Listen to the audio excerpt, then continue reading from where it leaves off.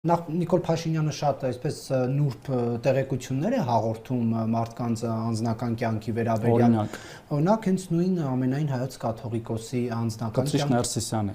Դուք իրան համարում եք կաթողիկոս, մինչև հիմա իմանալով որ ինքը ունի երեխա։ Դուք հավակնում եք իմ տեղը զբաղեցնել։ Չէ, ես ուզում եմ որ մենք իրերը կոչենք իրենց անուններով կամ մարդկանց։ Թույլ տվեք ես մնամ իմ լրագրողի